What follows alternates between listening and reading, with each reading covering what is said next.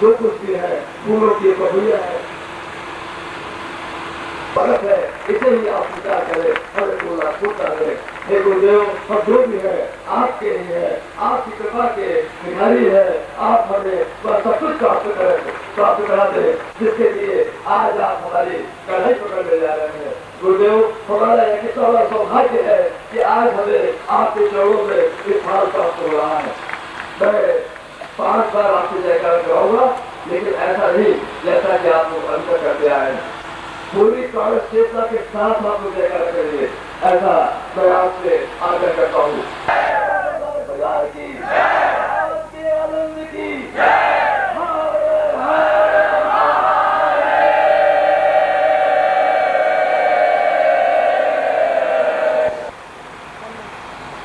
वही बोलते हैं जो बोध क्यों में लिखा हुआ होता है।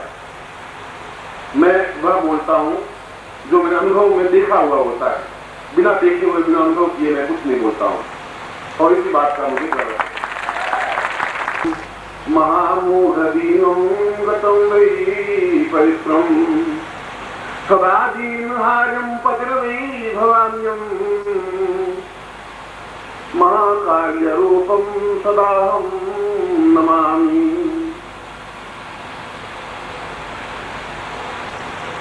हमने और तुमने जरूर कालिदास का नाम सुना होगा। इस देश का एक अद्वितीय विद्वान कालिदास हुआ। अद्वितीय ऐसा कि उसने जो कुछ काव्य लिखा, 4 ग्रंथ लिखे, मेघदूत, रघुवंश, विक्रमोर्वशी, और एक एक ग्रंथ की एक एक पंक्ति, एक एक काव्य की एक एक पंक्ति अपने आप में इतनी आनंददायक है, इतनी मधुर है, इतनी श्रेष्ठ है कि उसकी तुलना नहीं हो सकती। इस 8000 वर्षों के बाद भी वैसा कभी वापस पैदा ही नहीं हुआ।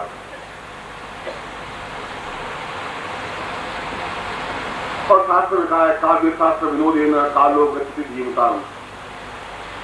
बुद्धिमान व्यक्ति अपना समय बिताते हैं काव्य शास्त्र विनोदेन, काव्य पढ़ करके उसका आनंद लेते हुए, शास्त्रों की चर्चा करते हुए, संगीत को सुनते हुए, नृत्य को देखते हुए, अपने आप में प्रसन्नता पूर्वक अनुभव करते हुए अपने समय को व्यतीत करते हैं। और मूर्ख लोग लड़ाई से, कला से, झगड़े से और अपनी पत्नी के साथ में वाद विवाद से समय व्यतीत करते हैं। ये डिफरेंस है। नृत्य तो एक जैसा ही होता है। काव्य को समझना अपने आप में श्रेष्ठ तत्व होता है। और जिस कालिदास में चर्चा कर रहा हूं, जो 8000 वर्षों से अपने आप में एक अद्वितीय है, राजा भोज के जमाने का जो एक उज्ज्वल नवरत्नों में से रत्न था, वो अपने आप में उससे बड़ा बुद्धिमान व्यक्ति संसार में पैदा नहीं हुआ और उससे बड़ा मूर्ख संसार में पैदा हुआ ही नहीं था। 2-4 मिनट में समझाना चाहता हूं, इसलिए कि इसका कोई प्रासंगिक अर्थ है। राजा भोज की नगरी, राजा भोज की लड़की अत्यंत सुंदरी और बहुत बुद्धिमान, शास्त्रों को जानने वाली, काव्य को जानने वाली, और उसके समान विद्वान नहीं। जब वो 18-19 साल की हो गई तो राजा भोज बड़ा चिंतित हुआ कि इस लड़की का कई विवाह किया जाए। उसने पूरी धारा नगरी में एक मुनादी करवा दी कि एक ढोल पिटवा दिया कि जो इस लड़की से शास्त्र में हरा देगा, मैं उससे उस अपनी लड़की की शादी कर दूंगा और आधा राज्य धारा नगरी का दे दूंगा।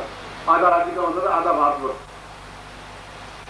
कई पंडित आए और 5-7 मिनट, 10 मिनट, आधा घंटा प्रवचन शास्त्र वाद विवाद करते और हार जाते। और इस प्रकार से 6 महीने, 8 महीने बीत गए, कोई पंडित टिके ही नहीं। और जितने धारा नगरी में, जितने भारत के विद्वान थे, वो सब ये हार करके शर्म के राजा भोज फटकार तक, तो मेरे घर की रोटियां खाते, तो पंडित हो, तुम्हें शर्म नहीं आती, ये लड़की से तो मार जाते हो। पंडित बहुत दुखी हो गए। उन्होंने कहा कि ये तो एक लड़की के द्वारा नाक कटाने वाली बात हो गई, करें क्या, कोई चारा ही नहीं। इसके पास द्वैतवाद, अद्वैतवाद, ब्रह्मोपनिषद, उपनिषद की चर्चा करें तो ये बोलने को तैयार, वेद की चर्चा करें तो ये बोलने को तैयार, शास्त्रों की चर्चा करें तो ये बोलने को तैयार। हारने की बात ही नहीं, तो रांड का करें क्या करें, कैसे करें? ये तो बहुत दुष्ट पैदा हो गई। कि इनको भी अपनी बुद्धिमान है, कोई अक्ल पूरी दे। ऐसा कोई मूर्ख इसके पल्ले डाल दें कि ये सारी रात जिंदगी भर याद करती रहेगी कोई पंडित मिले थे। और पंडितों के भी कुछ अक्ल होते हैं, आप पंडितों के कुछ अक्ल में पढ़े नहीं है, इसलिए आपको अनुभव नहीं है, पढ़ना मत, क्योंकि वो कई तरह के आपके ऐसे पंडित हैं। वे पंडित उन्होंने कहा कि हम बहुत दुखी हैं, आप हमें 15-20 दिन का समय दें, हम बहुत बुद्धिमान योग्य आपकी राजकुमारी के योग्य वर ढूंढ के ला रहे हैं कि तुम जाओ। और देखा मेरी घर की रोज चमक, थोड़ा पहले राजा के मुझे करते थे जितने पंडित होते वो गए मार्ग में, देखा घूमते काम थे तो एक बेड़े चलाने वाला व्यक्ति था जो एक पेड़ के ऊपर बैठा हुआ था, और ये डाली थी, ये जैसे पेड़ से डाली है और यहाँ पर बैठा हुआ डाली के किनारे पर, और डाली हिचक रही है और डाली के मूल को वो कुल्हाड़ी से काट रहा और 15 फीट ऊंचाई पर। उन्हें सोचा साला ये तो डाली गिरेगी, कटेगी, गिरेगी और मरेगा। उन्हें सोचा ऊपर क्या कर रहा है, तो उसने कहा कि मैं भेड़े चराने वाला हूँ, पेड़ पे चढ़ तो गया, उतरना नहीं आता, जब उतरना नहीं आता तो डाली को काट रहा हूँ, डाली नीचे गिरेगी, मैं भी नीचे गिर जाऊंगा, मैं जमीन पे आ जाऊंगा। ये बिल्कुल सही है, यही परफेक्ट कहानी है, इसको ले जाओ, उसको उतारा नीचे। उसने तो करते क्या कि मैं भेड़े चढ़ा तेरा भाग्य परिवर्तन हुआ, तुम हमारे साथ है। उसने कहा मेरी भेड़े तो भेड़े मिलेंगी, तुम चिंता मत करो। उसको लेकर के धारा नगरी में आया और धारा नगरी में आकर के उसको पहले तो 4 से साबुन की बट्टियों से स्नान करवाया, बिल्कुल साफ किया, फिर तौड़ी से पहुंचा शरीर को, पहुंच करके बालों को 4 बार शैम्पू वैम्पू लगा करके और जो कुछ इत्र लगा करके तैयार किया। बाल लंबे लंबे थे, उसके बेचारे कटे नहीं थे। फिर चंदन लगाया, तिलक किए, उसके यहाँ तिलक किया, लंबा थोड़ा पीतम्बर पहनाया, ऊपर एक दुपट्टा उड़ाया, गले में रुद्राक्ष की मालाएं पहनाई और एकदम से ऐसा साधुवत पूरा बना करके और उसको 2 झापट मार धाम। इसका अर्थ यह है कि जब भी तू बोला नहीं और झापट पड़ी नहीं, बोलना नहीं, बोलते पोल खुल जाएगी। तो मालूम तो विद्वान है कि तुम हमारे गुरु जी हो, ये ध्यान रखना, और तुम्हें नहीं बोलना तुम गुरु जी हो नहीं हो। उनका मुझे छोड़ दो, मैं बेड़े मां मर जाएंगी बेचारी, पानी पी लो, कुछ नहीं, अब तुम बेड़े बेड़े चिंता मत कर। अब सुबह 2-4 पंडित थप्पड़ मारे, शाम को और मारे, 2 पर और मारो, थप्पड़ खाते खाते उसने कहा जो कुछ करना हो एक साथ मार तुम छोड़ो तुम। उनका तुम बोलोगे नहीं, थप्पड़ मारे तब भी नहीं मारे, भूख लगी तब भी नहीं, बोलना नहीं है। 5-7 दिन के बाद जब उसने सोचा कि जब बोलने थप्पड़ पड़ती है तो बोलेगा और क्या करें। और वे पंडित विद्वान धारा नगरी में राजा भोज के आगे उनका महाराज एक अद्भुत विद्वान, अद्भुत विद्वान, हिमालय में साधना करने वाला तपस्वी, 300 साल वाला, मगर जवान दिखे, 18-19 साल का, उसने एक बिल्कुल कायाकल्प कर रखी है। और आपकी लड़की के लिए ऐसा योग्य तो मिल ही नहीं सकता। आप चेहरा देखें, तेजस्वी, एकदम से आंखें एकदम से कमल की तरह, और सीना और विद्वान, सब कुछ शांत पंचर। जल्दी जाओ, उनका गुरु जी नहीं आते, आपको चलना पड़ेगा, उनको स्वागत करना पड़ेगा। उन्होंने सोचा इतने बड़े विद्वान ने गुरु के पास तो हमको खुद को जाना चाहिए। कुछ दासियां लिए, साथ में हाथी लिए, घोड़े लिए, मोतियों से थाल भरा, महारानी को साथ में दिया। कितने हिमालय के 300 वर्ष आयु के विद्वान गुरु जी आए, तो चलो दर्शन कर लेते हैं। गए तो वो बैठा हुआ, 2 पंडित इधर हाथ योग किए हुए, एकदम बोला नहीं, थप्पड़ पड़े, चुप, बस बोलना नहीं है। इधर 2 विद्वान और खड़े, आज ये कोई आफत ज्यादा है तो आप तो मुस्कुराना ही नहीं है, बिल्कुल बैठे रहना।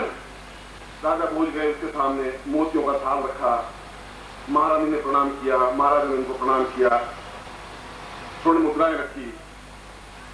उनका महाराज मैं धन्य हो गया, आप मेरी धारा नगरी में आए, हिमालय के इतने बड़े विद्वान, आपका कितना चेहरा दीप्यमान है, कितना सुंदर वस्त्र स्थल है, क्या आपके राष्ट्रीय वस्त्र हैं। अब यूं बैठे रहो, जैसे गुरु जी बैठे रहते हैं तो बैठे रहो, बोलना नहीं। उनका महाराज, इनको मोतियों से हीरों से कोई मतलब ही नहीं है, तो आकाश से मोती हीरे ले आते हैं, आप क्या मोती कंकर पत्थरों से क्या करेंगे, इनको कोई रुचि नहीं है। महाराज हिमालय में रहते हैं, सारे प्रकृति इनके कंट्रोल में। अरे बोले सोचो वास्तव मोती तो देखा ही नहीं, हीरो तो देखा नहीं, मिठाई के टांका ही। उसने दास में 50-60 दास की वो भेंट की, तो उसमें बिल्कुल नहीं, बस जड़ भर की तरह बैठा तो बैठा ही रहा, न इधर देखा न उधर देखा। राजा भोज ने सोचा कि ये काम पर भी विजय किया हुआ है, क्रोध पर भी विजय किया हुआ है, अरे बड़े महात्मा है, वे काम क्रोध लोभ में उनको थोड़ा ही व्यापता है, ये तो वास्तव में बहुत उच्च कोटि के योगी हैं। उनको प्रार्थना की कभी आप मेरे दरबार में पढ़ा रहे, मैं आपके स्वागत के लिए हाजिर हुआ हूँ। तो भी उनको पंडित ने कहा महाराज उनकी इच्छा होगी तो आएंगे, नहीं आएंगे, अब इनकी मर्जी है। फिर भी हम प्रार्थना करते हैं कि, और गुरु जी बोलते नहीं है, मौन व्रत है 11 साल से, और 11 साल और मौन व्रत रखेंगे, मगर फिर भी साक्षात करेंगे आपकी राजकुमारी से। जो प्रश्न करोगे जवाब देंगे। महाराज बड़ी इतना 11 साल तक मौन व्रत, 300 साल से मौन व्रत था, फिर एक बार बोले थे 2 साल शब्द, फिर वापिस मौन व्रत, मगर फिर भी अपने इशारों से बात करते रहते हैं। राजा भोज घर चला गया, राजकुमारी कहा कि तेरे तकदीर खुल गए, सोने की कलम से इतना श्रेष्ठ वर तेरे लिए आया है कि बस कोई तुलना ही नहीं है, मैंने कल बुलाया साक्षात करेगा। राजकुमारी बहुत खुश हुई कि इतना अच्छा पंडित विद्वान मेरा पति बने, इससे ज्यादा क्या सौभाग्य हो सकता है। 2 दिन साक्षात के लिए एक पंडित बैठे, गुरु जी बैठे एकदम से मंच पर, चित्र तेरे किए हुए, और एकदम दूसरी तरफ राजा भोज बैठे, मंत्री सेवा सेनापति वगैरह सब बैठे, पूरा और खचाखच भरा हुआ। एक राजकुमारी बैठी हुई सुंदरी राशि, और फूलों की माला ली हुई, अगर मैं हार गई तो पहना दूंगी, और जीत गई तो जैसा बाकी पंडितों को होता है वैसा गुरु जी का होगा। पंडित कहा कि साथ शुरू करें। राजा भोज ने कहा शुरू करिए, अरे आप प्रश्न करिए, छोटे बच्चे हैं आप लोग, तुम प्रश्न करो, महाराज जवाब देंगे। राजकुमारी ने प्रश्न किया एक उंगली संकेत से कि महाराज एक ब्रह्म है, आपकी शंकर ने शंकराचार्य अद्वैतवाद की, मगर मैं ऐसा समझती हूँ कि ब्रह्म तो एक है, जिस ब्रह्म के इशारे पर पूरा ब्रह्मांड घूमता है, एक ब्रह्म। उस गडरी ने सोचा कि ये मुझे आंख फोड़ेगी सारी, इसलिए करें अपन दोनों आंखें फोड़ देंगे सारी, और दोनों आंख दूंगा। पंडित वाह क्या गुरु जी कमाल, ऐसा गुरु जी तो मिल नहीं सकते, समझो तुम समझो राजकुमार। इसने कहा कि नहीं, ब्रह्म एक नहीं, ब्रह्म एक अलग है, माया, 2 चीजें अलग अलग है। ये गुरु जी कह रहे हैं ब्रह्म और माया 2 चीजें हैं, खाली ब्रह्म से काम नहीं चलता। और शंकर ने खुद कहा है, शास्त्रों ने कहा है, ये माया व्याप्त है, सब ये पत्नी पुत्र बंधु बांधव ये माया है, ब्रह्म तो अंदर समाधि है, ज्ञान है, चेतना है, ब्रह्म है, दोनों चीजें संसार में चलती है। इंद्रियां होती है, लोभ है, मोह है, मद है, क्या करें। उस गरीब ने मुट्ठी बांधी कि अगर तुम थप्पड़ मारेगी तो पूरा गुंजा ही मार दूंगा, तुम चिंता मत कर, मैं भी बहुत ताकतवान हूं। पर वाह वाह क्या गुरु जी कमाल है। इसने कहा कि 5 विकार होते हैं, पर गुरु जी कहे तुमको कंट्रोल में रखो, पूरी बंधे हुए रहे, बंधा हुआ रहेगा तो गड़बड़ी नहीं है। राजकुमारी उठी, उनका साथ क्या जोड़ते हैं वो वरमाला ली, उसके गले में डाल, और ब्राह्मण साहब बैठा हुआ था। पंडित कहा बिल्कुल सही मुहूर्त है, अभी कोट खाता खुल गया तो मुश्किल हो जाएगा, बिल्कुल यही मुहूर्त है शादी का, बिल्कुल ब्रह्म मुहूर्त। और मैं मेरी स्थापन कर दी, राजकुमारी गडरी के साथ शादी कर तेरे खा लिया। और महाराजा की जय और गडरी की जय। पंडितों ने सोचा कि अवराम सिंह घर में याद करेगी जिंदगी भर में, तो रात दी थी, अब ध्यान रखो। शाम को रात्रि हुई, महल को सजाया, बिल्कुल चित्र का छिड़काव किया गया, पलंग सजाया गया, उस कुंवर साहब को महल में भेजा गया। ये मारेंगे क्या करेंगे, पहले उस कुटिया से थोड़ा तो साला यहाँ फंस गया, मेरे बेड़े वहां की पा रही, उनको यहाँ से भागूं तो साला सेनापति नौकर चाकर ये औरतें आदमी सब पीछे घूमे हुए, क्या करूं, कैसे दीवार फांदूं या क्या करूं। बेचारा अंदर छटपटा, अंदर गया तो पलंग बिछा हुआ, वो पलंग पे बैठा, आप यहाँ बैठिए, दासियों ने कहा, वो बैठ गए। अब आप लेट गए, वो लेट गए तो नींद आई तो करीब 8-9 बजे राजकुमारी आई रात्रि के, तो खराटे ले रहा था, बिल्कुल आज बेचा 3-4 दिन से थोड़े खाते खाते सोया ही नहीं था, वो तो पूरे खराटे भर ही रहा। तो राजकुमारी ने सोचा कि उच्च कोटि के विद्वान है और थोड़ी संद्रा लग गई है, थोड़ी सी आंख लग गई है, तो बुद्धिमान और बहुत चतुर व्यक्ति होते हैं तो वो तो थोड़ी सी आंख से भी आंख खुल जाती है। तो मैं पैरों के जो नूपुर है, घुंघरू है पैरों के जो पहने हुए पाजेब है, उसको थोड़ा सा बजाऊंगी तो आंख खुल जाएगी। तो उसने धीरे से पाजेब बजाई। अब पाजेब के बाद क्या मालूम पड़े, वो तो खराटे भर रहा था, खराटे भर ही रहा था। 2 बार पाजा बजाए, 3 बार पाजे बजाए, दुम किया, उससे कुछ हुआ नहीं। बिल्कुल वो ग्रामीण भाषा तुम्हारे यहाँ की छत्तीसगढ़ की भाषा बोलने लगा।